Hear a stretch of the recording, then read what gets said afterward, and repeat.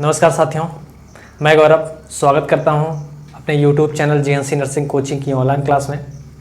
Digestive system चल रहा है जिसके अंदर 2-3 लेक्चर हो भी गए हैं, जिसमें हमने ओरल कैविटी के बारे में पढ़ ली थी। एसोफेगस, फेरिंक्स, स्टमक, ये सारे ऑर्गन हो गए थे। आज का जो हमारा टॉपिक है वो है पैनक्रियाज। डाइजेस्टिव सिस्टम में पैनक्रियाज का क्या रोल है उसके बारे में आज हम डिस्कस करेंगे। सबसे पहले एनाटॉमी एंड फिजियोलॉजी में सबसे पहले हम जनरल इसकी बनावट क्या है, इसका वेट क्या है, सबसे पहले में हम सुपरफिशियली जानेंगे। सबसे पहले इसके हम ग्लैंड्स की बात करें। It is a gland. अगर हम इसकी बात करें तो क्या है, ये पैनक्रियाज एक ग्लैंड है। It is a mix gland. It is a mixed gland. कैसे मिक्स ग्लैंड है, अगर डायग्राम बनाएं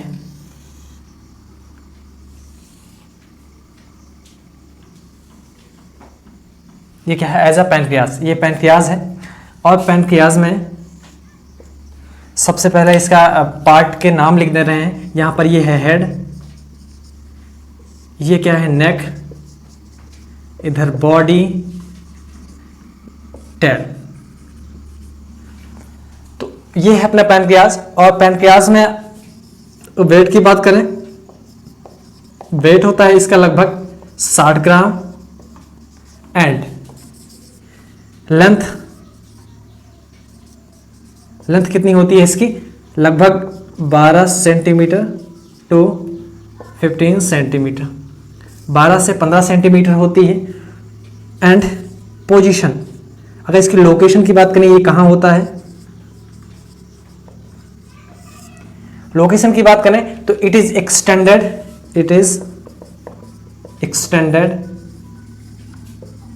फ्रॉम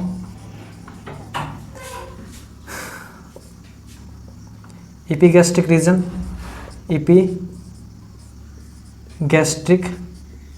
रीजन टू कहां से कहां, एपिगैस्ट्रिक रीजन टू कहां तक फैली हुई, लेफ्ट टू हाइपोकॉन्ड्रियक रीजन, कहां तक फैली हुई है। It is extended from epigastric region to left hypochondriac region, यहां तक ये एक्सटेंडेड हुई है। और जो पर्टिकुलर इसका हेड है, ये हेड वाला पोर्शन है, ये हेड वाला पोर्शन अपने स्मॉल इंटेस्टाइन का पहला पार्ट जो कि होता है ड्यूडेनम, ये ड्यूडेनम जहां पर कर्व होता है उसी कर्व में ये फिक्स होती है। तो अगर इसकी बात करें, the head of pancreas is fixed, कहां फिक्स होती है, at the curve of duodenum.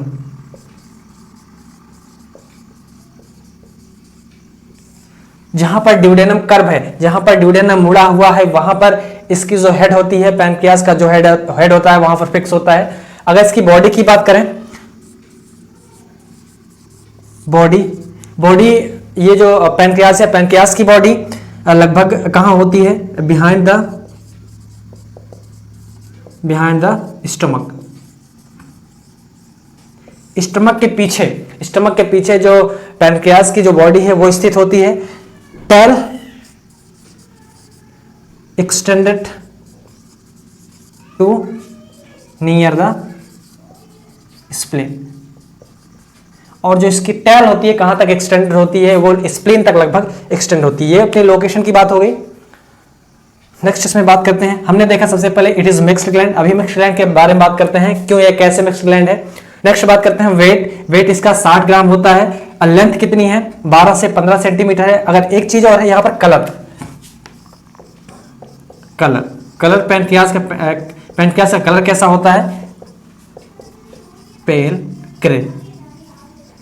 Grey इसका कलर होता है। हमने देखा सबसे पहले फीचर्स की, सुपरफिशियल की बारे में बात कर लिया कि दिखती कैसी है, वेट कितना होता है और फिक्स कहां होती है, लोकेशन कहां होता है। तो वेट कितना होता है, 60 ग्राम होता है। पर्टिकुलर इसका लेंथ कितनी होती है, 12 से 15 सेंटीमीटर होता है। लोकेशन कहां होता है, इसका जो हेड होता है जहां पर ड्यूडेनम कर्व हुआ होता है वहां पर ये फिक्स होता है। और जो बॉडी होती है वो अपने स्टमक के पीछे होती है। और ये टेल कहां तक फैला हुआ है, ये फैला हुआ है स्प्लीन तक फैला हुआ है। नेक्स्ट इसकी बात करें तो स्प्लीन के पीछे, बिहाइंड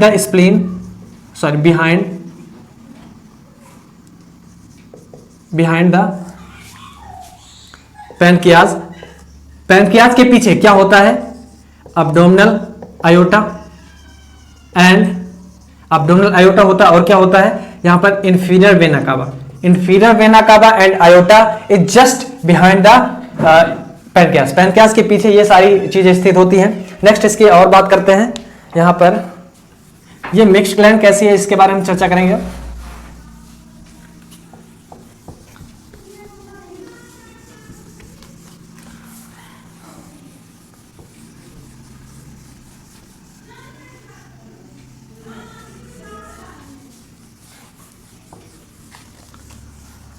मिक्स ग्लैंड कैसे है? क्योंकि जो पैनक्रियाज है, पैनक्रियाज एंजाइम और हार्मोन्स दोनों का सिक्रेशन करती है। यहां पर पर्टिकुलर कुछ सेल्स पाई जाती हैं जो कि एंजाइम्स का सिक्रेशन करती है, यानी इट एक्ट एज एंडोक्राइन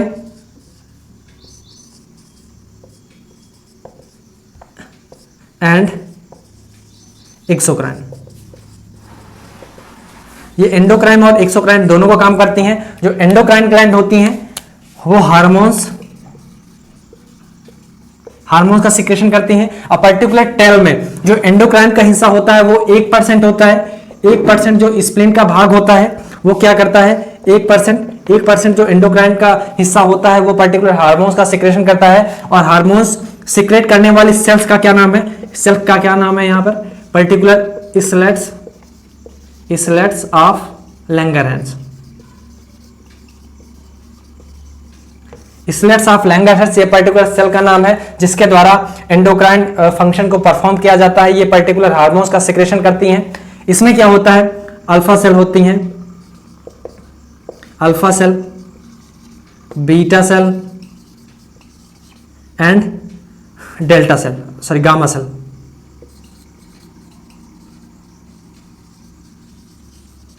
ये पर्टिकुलर सेल होती हैं। इनके द्वारा क्या सिक्रेट किया जाता है? पर्टिकुलर ग्लूकागॉन, इंसुलिन और सोमेटोस्टेरोन। पर्टिकुलर इसके द्वारा हार्मोन्स का सिक्रेशन होता है। और जो एक्सोक्राइन ग्लैंड है, एक्सोक्राइन ये क्या सिक्रेट करती हैं? ये एंजाइम्स का सिक्रेशन करती हैं। एंजाइम, ये पर्टिकुलर एंजाइम का सिक्रेशन करती है। हमने देखा ये एंडोक्राइन और एक्सोक्राइन दोनों का काम परफॉर्म करती हैं, इसीलिए इसे मिक्स ग्लैंड के बारे में बात की गई है। इसलिए इसे क्या कहते हैं? मिक्स ग्लैंड करते हैं। और पर्टिकुलर जो एक्सोक्राइन है, ये पर्टिकुलर इनका क्या सेल का क्या नाम है? कौन सी सेल परफॉर्म करती हैं? तो यहां पर पर्टिकुलर कुछ सेल पाई जाती हैं जिसे कहते हैं एसिनार सेल। क्या?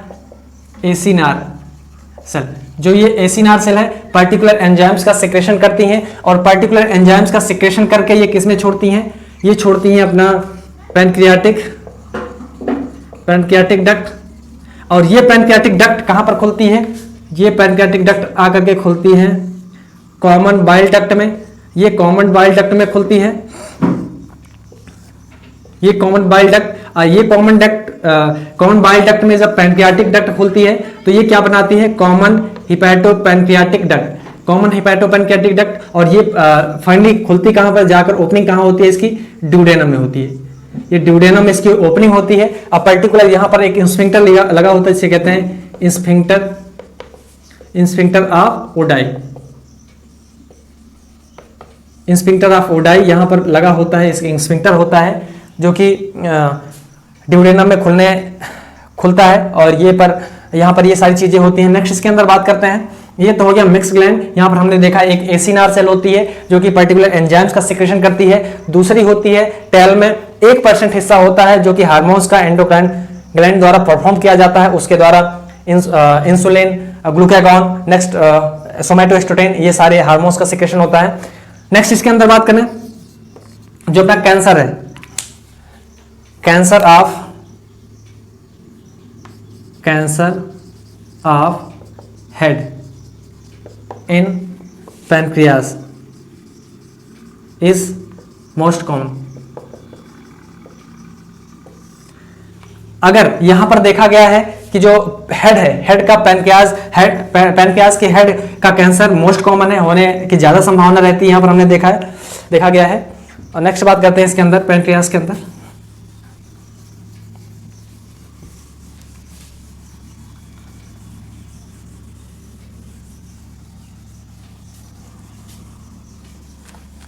ब्लड सप्लाई, पैनक्रियाज की ब्लड सप्लाई देखते हैं।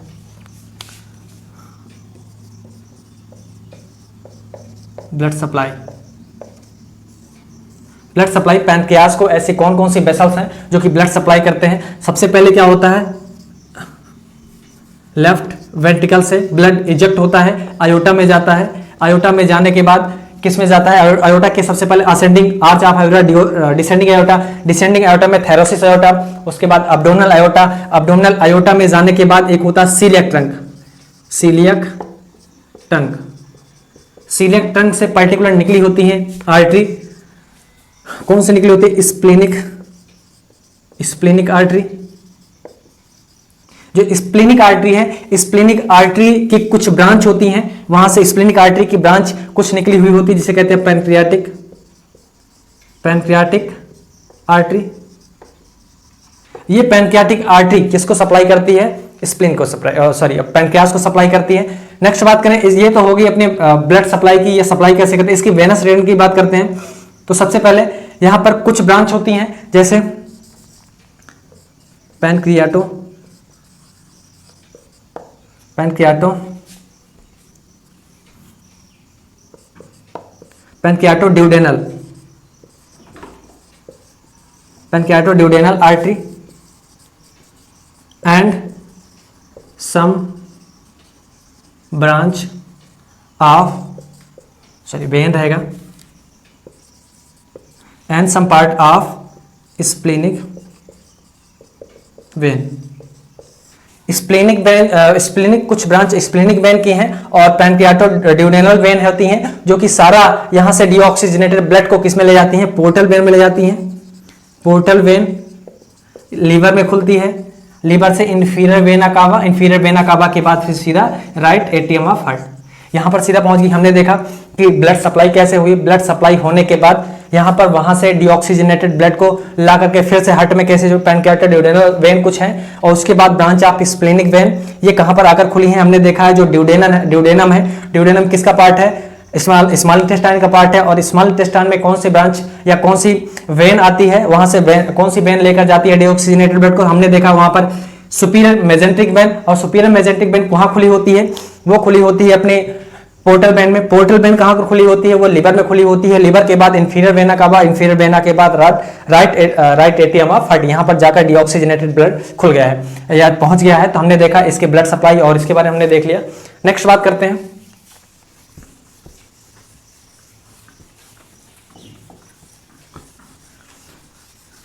जो पर्टिकुलर एसिनार सेल होती है या एक्सोक्राइन ग्लैंड होती है, सारा सिक्रेशन किसी ग्लैंड्स के अंदर छोड़ती है, किसी ट्यूब के अंदर या डक्ट के अंदर छोड़ती है। और जितने एसिनार के द्वारा एंजाइम्स बनाए गए, सभी एंजाइम्स को मिलाकर एक जूस बनाया गया है जिसे कहते हैं पैनक्रियाटिक जूस। तो यहाँ पर पैनक्रियाटिक जूस के बारे, यानी पैनक्रियाज से निकलने वाला जूस पैनक्रियाटिक जूस कहलाता है। तो यहाँ पर पैनक्रियाटिक जूस के बारे में पढ़ेंगे। सबसे पहले अमाउंट कितना होता है, अमाउंट लगभग 1500 ml to 2000 ml per day. एक दिन में इसका सिक्रेशन कितना होता है, 1.5 लीटर से लगभग 2 लीटर तक। और इसके पीएच की बात की जाए तो पीएच इसका होता है 8 से 9। क्यों होता है, ये स्लाइटली एल्कलाइन होता है। और ये क्यों होता है स्लाइटली एल्कलाइन, क्योंकि ड्यू टू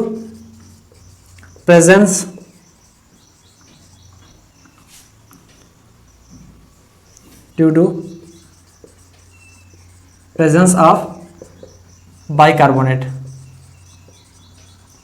कार्बोनेट यानी बाइकार्बोनेट प्रेजेंट होने के कारण इसका जो नेचर है वो क्या होता है, एल्कलाइन होता है। और इसमें कंपोजिशन की बात करें, कंपोजिशन यानी पैनक्रियाटिक जूस में किस किस चीज से मिलकर बना हुआ है ये कंपोजिशन या पैनक्रियाटिक जूस। तो सबसे पहले इसमें देखा जाए तो 99.5% क्या होता है, वाटर। और सॉलिड होता है इसमें 0.5%। अब सॉलिड को अगर अलग से फिर से अगर तोड़ा जाए तो सॉलिड के अंदर भी ऑर्गेनिक और इनऑर्गेनिक होते हैं। अभी सॉलिड के बारे में बात करेंगे सिर्फ। यहाँ पर हमने देखा सबसे पहले पैनक्रियाटिक जूस का अमाउंट कितना होता है, लगभग एक दिन में 1.5 लीटर से 2 लीटर तक सीक्रेट होता है। दूसरी बात करें इसका पीएच कितना होता है, पीएच लगभग होता है 8 से 9, स्लाइटली एल्कलाइन होता है। और क्यों होता है, क्योंकि इसमें क्या होता है, बाइकार्बोनेट उपस्थित होता है, इसलिए इसका नेचर कैसा होता है, ये एल्कलाइन होता है थोड़ा सा। और इसकी कंपोजिशन की बात करें कि पर्टिकुलर पैनक्रियाटिक जूस में क्या क्या मिला होता है, तो उसकी बात कर रहे हैं। 99.5% वाटर होता है, ज्यादा बल्क में क्या होता है, सबसे ज्यादा अमाउंट वाटर का होता है। और सॉलिड 0.5% होता है। वाटर तो वाटर है ही है, अब सॉलिड के अंदर क्या क्या अलग अलग चीजें पाई जाती हैं उसके बारे में हम चर्चा करेंगे। यहां पर सॉलिड के बारे में देखेंगे।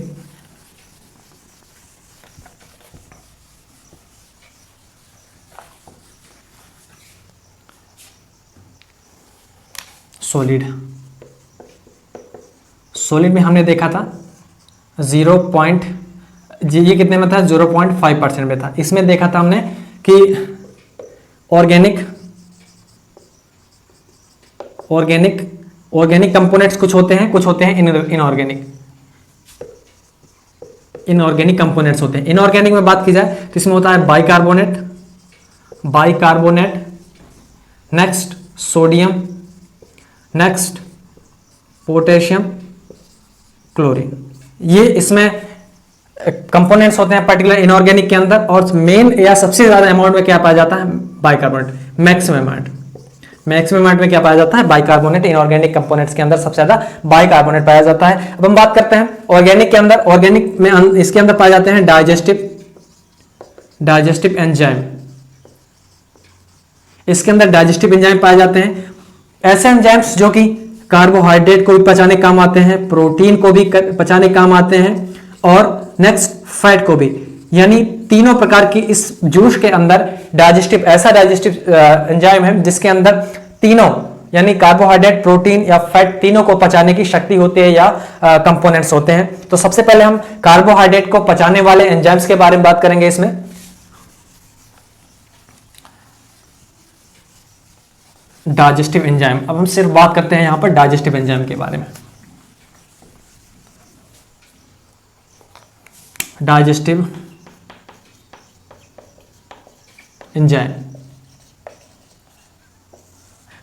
एंजाइम में सबसे पहले हम यहां पर पढ़ेंगे कि यहां पर जो कार्बोहाइड्रेट है, कार्बोहाइड्रेट का पाचन इसमें किस तरह से होता है, कौन करता है। तो सबसे पहले अमाइलोलाइटिक एंजाइम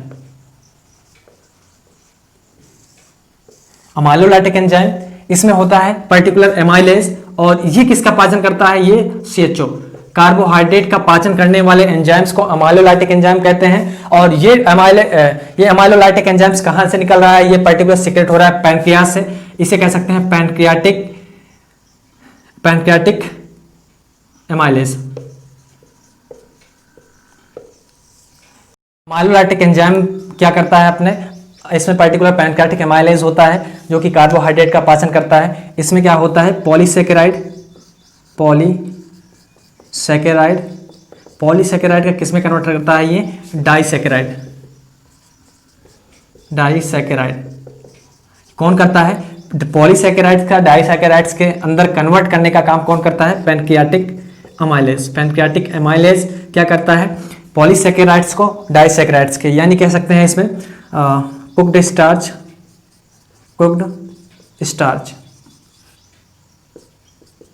स्टार्च को माल्टोज में कन्वर्ट करता है। ये तो हो गया अमाइलोलाइटिक एंजाइम। पैनक्रियाटिक एमाइलेज कौन निकल रहा है, ये एमाइलेज कहां से निकल रहा है, पैनक्रियास से निकल रहा है, इसीलिए कह रहे हैं पैनक्रियाटिक एमाइलेज।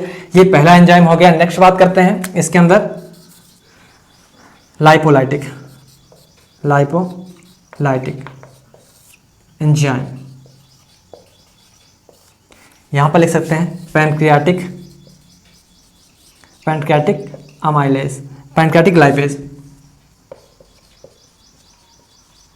Pancreatic lipase. ये क्या करता है, पर्टिकुलर ये प्रोटीन का डाइजेशन के काम कर पैनक्रियाटिक जो क्या कहते हैं लाइपेज है पैनक्रियाटिक लाइपेज। ये क्या करता है, अपने प्रोटीन को ये क्या करता है, ये अपने फैट होता है, फैट के डाइजेशन में काम आता है। यहां पर लिख सकते हैं फैट की जो पर्टिकुलर फॉर्म होती है वो ट्राइग्लिसराइड को किसमें कन्वर्ट करती है, ये ट्राइग्लिसराइड को ये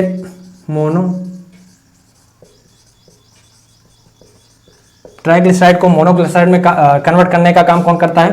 पैनक्रियाटिक लाइपेज। पैनक्रियाटिक लाइपेज क्या करता है? ट्राइग्लिसराइड को मोनोग्लिसराइड में कन्वर्ट करने का काम करता है। और जो ट्राइग्लिसराइड होती है ये होती है इमल्सिफाइड फैट। इमल्सिफाइड फैट होती है। इमल्सिफाइड फैट का मतलब होता है अपने अंदर या स्टमक के अंदर जब फैट आता है, फैट आने के बाद बाइल साल्ट वहां पर बाइल जूस के साथ मिक्सअप होता है और जो फैट का सरफेस टेंशन होता है उसको कम करता है और इमल्सिफाइड करता है, मिक्सअप करता है, वो होता है इमल्सिफाइड फैट। इमल्सिफाइड फैट को किसमें करता है? मोनोग्लिसराइड में ये कन्वर्ट करता है। तो ये कौन सा काम करता है? लाइपोलाइटिक एंजाइम है जो कि फैट का डाइजेशन करने का काम आता है, पैनक्रियास से निकल रहा है, इसीलिए पैनक्रियाटिक लाइपेज है। तो यहाँ हमने देख लिया कि ट्राइग्लिसराइड का किसमें कर रहा है? मोनोग्लिसराइड में कर रहा है। अब नेक्स्ट बात करते हैं इसके अंदर एक और है। हमने देख लिया सबसे पहले कार्बोहाइड्रेट का पाचन कौन कर रहा है? Pancreatic amylase. नेक्स्ट बात करते हैं इसके अंदर फैट का कौन पाचन कर रहा है? Lipase, pancreatic lipase. नेक्स्ट बात करते हैं तीसरा प्रोटियोलाइटिक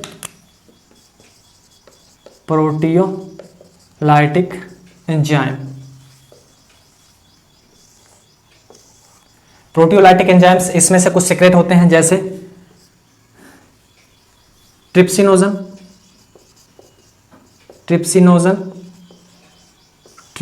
पर्टिकुलर कहां से सीक्रेट होते हैं? ये एसिनार सेल सीक्रेट करती हैं पैनक्रियास से। ये क्या करती हैं? ट्रिप्सिनोजन का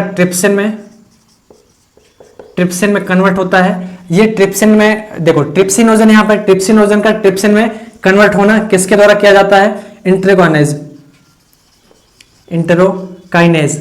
इंटरोकाइनेज क्या होता है? इंटरोकाइनेज एक पर्टिकुलर ड्यूडेनम से निकलने वाला सब्सटेंस है जो कि ट्रिप्सिनोजन को ट्रिप्सिन में कन्वर्ट करता है। और ये कहां से निकलता है? ये ड्यूडेनम से निकलता है इंट्रोकाइनेज। और इंट्रोकाइनेज क्या करता है? ट्रिप्सिनोजन को ट्रिप्सिन में कन्वर्ट करने का काम करता है। और जो ट्रिप्सिन है, ये पर्टिकुलर ट्रिप्सिन की बात की जाए, ट्रिप्सिन क्या करती है? ये करती है पॉलीपेप्टाइड को क्या करती है? पेप्टाइड में। यहां पर हमने देखा जो ट्रिप्सिन है क्या है? यहां पर पहले इस बात हमने देखा प्रोटियोलाइटिक एंजाइम में ट्रिप्सिनोजन होता है। जो ट्रिप्सिनोजन होता है उसका कन्वर्सन ट्रिप्सिन में होता है और ट्रिप्सिनोजन का ट्रिप्सिन में कन्वर्ट करने के लिए पर्टिकुलर एक यहां पर सब्सटेंस है जिसका नाम है इंट्रोकाइनेज। इंट्रोकाइनेज एक सब्सटेंस है जो कि ड्यूडेनम से निकलता है और ट्रिप्सिनोजन को ट्रिप्सिन में कन्वर्ट करने का काम करता है। और पर्टिकुलर जो ट्रिप्सिन हमें मिला है ये क्या काम करता है? ये प्रोटीन के सब्सटेंस पॉलीपेप्टाइड को किसमें कन्वर्ट करने का काम करता है? ये पेप्टाइड में काम करता है। ये हो गया अपने ट्रिप्सिनोजन की बात। नेक्स्ट बात करते हैं, इसमें निकलता है सब्सटेंस जिसे कहते हैं अपन कीमोट्रिप्सिनोजन।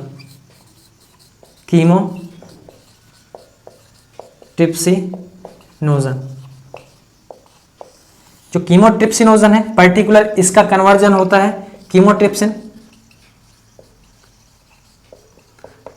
में इसका कन्वर्ट होता है। अब पर्टिकुलर कौन सा एंजाइम है जो कि इसको कन्वर्ट करता है? ये करता है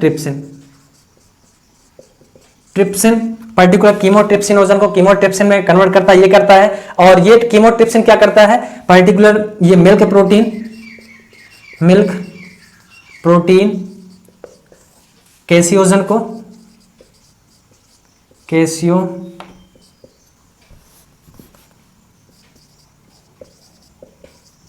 कैसिनोजन को किसमें करता है? कैसिन। पर्टिकुलर मिल्क प्रोटीन है जो कि कैसिनोजन को कैसिन में कन्वर्ट करने का काम कर रही है। हमने इसके पहले वाले में यानी अब्डोमिनल उसमें स्टमक में देखा था, वहां पर पर्टिकुलर रेनिन पाया जा रहा था जिसे हम कह रहे थे काइमोसिन वहां पर काम कर रहा था। पर्टिकुलर कैसिनोजन को कैसिन में कन्वर्ट करने का काम वहां पर रेनिन कर रहा था स्टमक के अंदर। यहाँ पर कौन काम कर रहा है? यहाँ पर काम कर रहा है पर्टिकुलर कीमोट्रिप्सिन ये इसका कन्वर्जन करने का काम कर रहा है। यहाँ पर हमने देखा कि जो कैसिनोजन है कैसिन में कन्वर्ट करने का काम कर रहा है, कीमोट्रिप्सिन कर रहा है। तो हमने देखा यहाँ पर। और यहाँ से हम जैसे कि हम देख सकते हैं जो अपना माउथ होता है, ओरल कैविटी, माउथ से CHO का डाइजेशन चालू हो गया था। और अपना स्टमक से प्रोटीन का डाइजेशन स्टार्ट हो गया था, और अपना पैनक्रियाज में किसका डाइजेशन, पैनक्रियाज से निकलने वाला जूस, यहां पर कह सकते हैं यहां पर किसका भी स्टार्ट हो जाता है, फैट। अगर यहां पर बात की जाए, कोई अगर क्वेश्चन आता है कि कार्बोहाइड्रेट का अब्जॉर्प्शन या डाइजेशन कहां से स्टार्ट हो जाता है, वो स्टार्ट हो जाता है माउथ से। दूसरा, प्रोटीन का कहां से स्टार्ट होता है, वो स्टमक से हो जाता है। और फैट का डाइजेशन कहां से स्टार्ट होता है, ड्यूडेनम या कह सकते हैं स्मॉल इंटेस्टाइन में इसका हो जाता है, क्योंकि वहां पर ड्यूडेनम के अंदर ही जब यहां से जब बाइल वहां से निकलता है, लीवर से निकलता है, तो वहां पर इमल्सिफाइड होता है। इमल्सिफाइड होने के बाद ही उसका अब्जॉर्प्शन होता है, डाइजेशन होता है। तो यहां हमने बात कर ली इसकी। नेक्स्ट,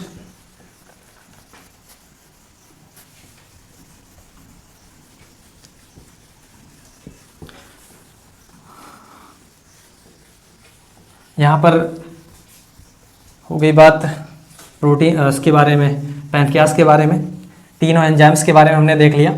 और नेक्स्ट बात करते हैं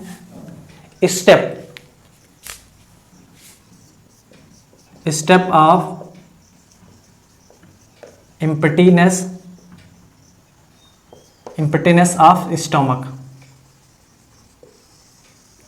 यह सबसे पहले कौन सा स्टेप, या कह सकते हैं सबसे पहले कौन सा डाइट, कैसी डाइट इम्पटी होती है, स्टमक से फूड आगे बढ़ता है। तो सबसे पहले कौन सा फूड पास होता है, यानी स्टमक से बात की जाए, स्टमक से इंटेस्टाइन में, स्मॉल इंटेस्टाइन में सबसे पहले कौन सा फूड जाता है, सबसे पहले जाता है liquid, then semi liquid,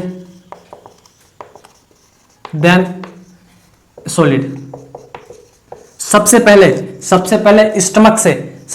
stomach से स्मॉल इंटेस्टाइन के अंदर लिक्विड जाएगा, उसके बाद सेमी लिक्विड जाएगा, उसके बाद लिक्विड, उसके बाद सेमी सॉलिड, सॉरी यहां पर सेमी सॉलिड रहेगा, सेमी सॉलिड, उसके बाद सॉलिड। और इसको अगर डाइट में बात करें तो सबसे पहले क्या खाली होगा, carbohydrate, then protein, then fat. सबसे पहले एम्प्टी किसकी होगी, सबसे पहले कार्बोहाइड्रेट स्टमक से इंटेस्टाइन में जाएगा, देन प्रोटीन जाएगा, देन फैट सबसे बाद में जाएगा, क्योंकि इसको इमल्सिफाइड होने में टाइम लगता है, इसलिए ये लास्ट में सबसे जाता है। तो ये हो गई किस तरह से सबसे पहले कौन खाली होता है, स्टमक से इंटेस्टाइन में सबसे पहले कौन जाता है, सबसे बाद में कौन जाता है। नेक्स्ट बात करते हैं इसके अंदर, ये तो होगी अपने पैनक्रियाज के बारे में। वो हम बात करते हैं अपने अब्डोमिनल कैविटी के अंदर कुछ क्वाड्रेंट पाए जाते हैं, उसके बारे में चर्चा करेंगे। अगर अब्डोमिनल कैविटी को बांटा जाए, 4 हिस्सों में बांटा जाए, तो उसके नाम क्या होंगे अलग अलग, उसके बारे में चर्चा करेंगे। तो quadrant of abdominal cavity, quadrant of abdominal cavity. Abdominal cavity की क्वाड्रेंट की बात करें, अगर अब्डोमिनल कैविटी को 4 हिस्सों में बांट दिया जाए, तो इसके नाम कैसे होंगे। अगर ये राइट साइड का है, हमने देखा ये राइट साइड का है, तो राइट अपर क्वाड्रेंट, इधर राइट लोअर क्वाड्रेंट, नेक्स्ट इधर लेफ्ट अपर क्वाड्रेंट, इधर लेफ्ट लोअर क्वाड्रेंट। सबसे पहले देखा राइट साइड है और ऊपर का है, तो right upper quadrant, right side है लोअर है तो राइट लोअर क्वाड्रेंट। नेक्स्ट इधर लेफ्ट साइड है लेफ्ट अपर, लेफ्ट साइड का है अपर है तो left upper quadrant, left lower quadrant. ये क्वाड्रेंट की बात हो गई। अगर रीजन की बात की जाए, ये तो अपने क्वाड्रेंट की 4 भागों में बांट करके इसका पर्टिकुलर नाम दे दिया गया। और अभी अगर बात की जाए तो जो अपना अभी पढ़ा था पैनक्रियाज इसमें से कौन से लोकेशन पर होती है, तो लेफ्ट अपर क्वाड्रेंट पर होती है। मोस्टली ये बीच से स्टार्ट होती है और किनारे तक जाती है। तो ये अपनी इसकी बात हो गई। यानी कहने का मतलब ये बहुत जरूरी है, किसी भी चीज को, किसी भी ऑर्गन को डिस्क्राइब करने के लिए, उसके लोकेशन के बारे में पता करने के लिए ये चीज बहुत जरूरी है। नेक्स्ट इसके रीजन के बारे में बात करते हैं।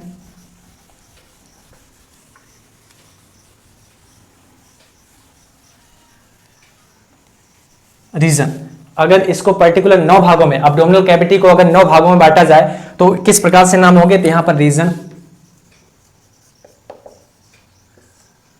Reason of abdominal cavity. अगर अपनी एब्डोमिनल कैविटी को अगर 9 भागों के अंदर बांट दिया जाए तो उसके पर्टिकुलर नाम क्या होंगे?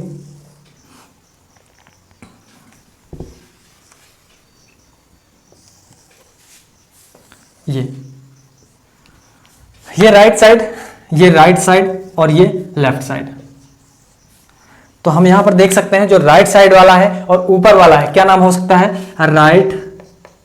अब यहां पर right upper quadrant, right lower quadrant नहीं होगा, इसके पर्टिकुलर नाम है, यहां पर होगा right hypochondriac reason.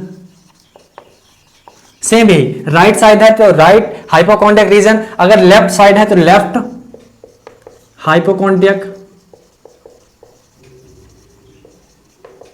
Reason. Right side है राइट हाइपोकॉन्ड्रियक रीजन, लेफ्ट है तो left hypochondriac region.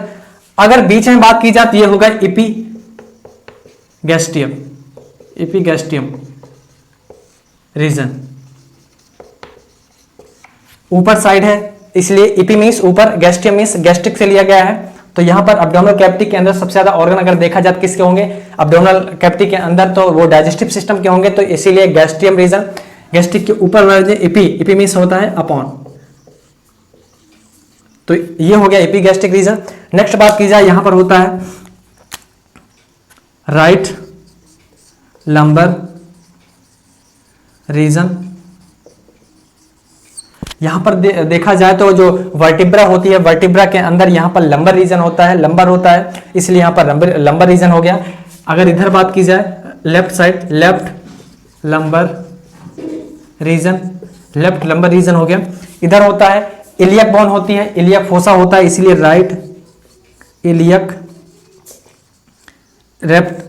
Right iliac region.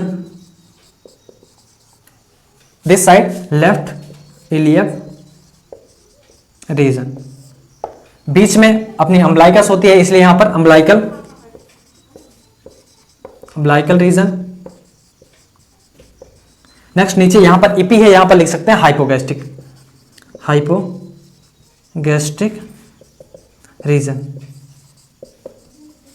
यहां पर हमने रीजन की बात कर ली, और रीजन में कितने हैं? 9 है, 9 के अलग अलग नाम है।